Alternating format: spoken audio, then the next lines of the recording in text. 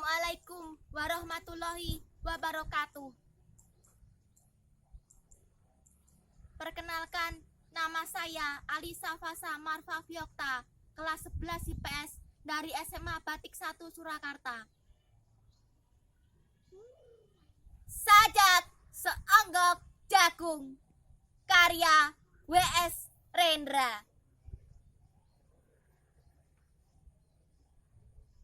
Seonggok jagung di kamar dan seorang pemuda yang kurang sekolahan. Memandang jagung itu, sang pemuda melihat ladang. Ia melihat petani, ia melihat panen. Dan suatu hari subuh, para wanita dengan gendongan pergi ke pasar. Dan ia juga melihat suatu pagi hari di dekat sumur gadis-gadis bercanda sambil menumbuk jagung menjadi maizena. Sedang di dalam dapur tungku menyala. Di dalam udara murni tercium kue jagung.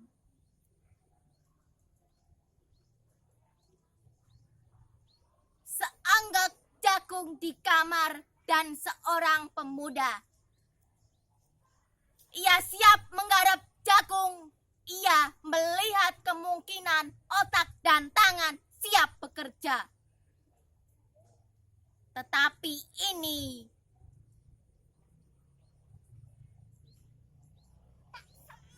seonggok jagung di kamar dan seorang pemuda tamat SLA.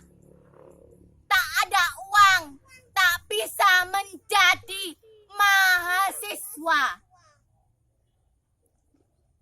Hanya ada seonggok jagung di kamarnya.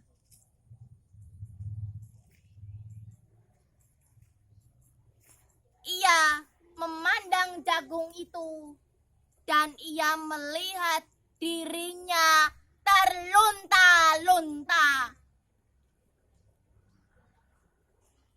Ia melihat dirinya ditendang dari diskotik. Ia melihat sepasang sepatu Kenes di balik etalase. Ia melihat saingannya naik sepeda motor. Ia melihat nomor-nomor lotre.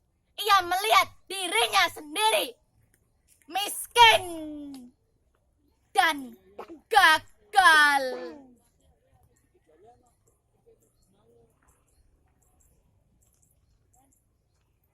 Seonggok jagung di kamar tidak menyangkut pada akal, tidak akan menolongnya. Seonggok jagung di kamar tak akan menolong seorang pemuda yang pandangan hidupnya berasal dari buku dan tidak dari kehidupan. Yang tidak terlatih dalam metode. Dan hanya penuh hafalan kesimpulan. Yang hanya terlatih sebagai pemakai, tetapi kurang latihan bebas berkarya. Pendidikan telah memisahkannya dari kehidupan.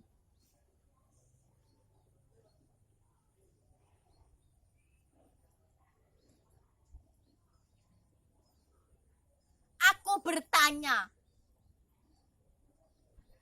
apakah gunanya pendidikan bila hanya akan membuat seseorang menjadi asing di tengah kenyataan persoalannya?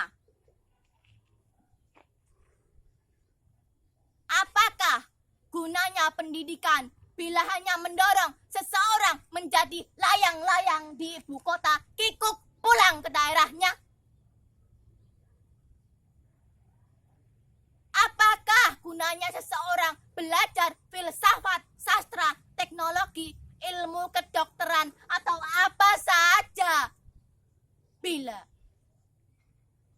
pada akhirnya ketika ia pulang ke daerahnya, lalu berkata,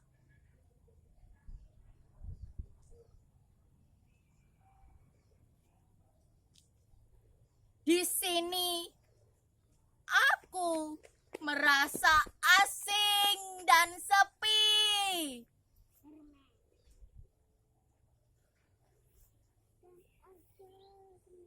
12 Juli 1975.